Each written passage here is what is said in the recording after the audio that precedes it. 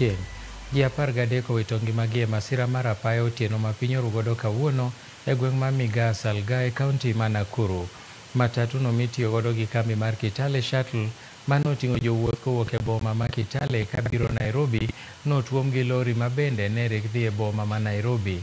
Lori no ne tiende ne omuoch kendo bayo ka masira ma kamano okawo ngima ji 13 kaachiel kuomgi en nyathi matin, ka komanda mar obila ma Molo Timon Odingo olero ni kuom ji manowito ngimagi 10 ne gin jowuoth gi dereva mar matatu no, ka ji mamoko 2 ne gin dereba mar kod kondakta mar lori. Kar saa 9 wan gi lori manoa upande ya Eldoret na wan kendo gi matatu be ma Kitale Shuttle. Matatu no ting'o joge to lori bo ting'o joge. To lori kane achien to nenore ni otamo driver riembo malong'o, na kuom mano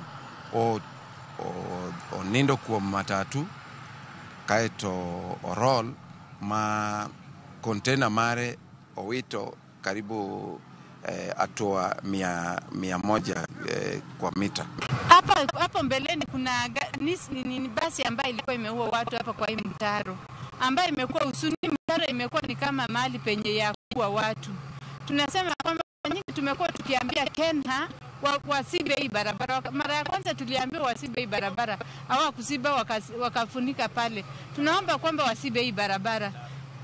Yani mtaro, hii shoulder ya barabara imechimbuka mpaka ndio imeua watu wengi.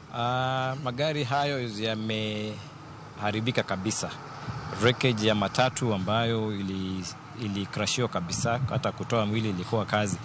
Hata pia hiyo lori ambayo tumeweza kutoa dereva saizi ilikuwa imeharibika kabisa.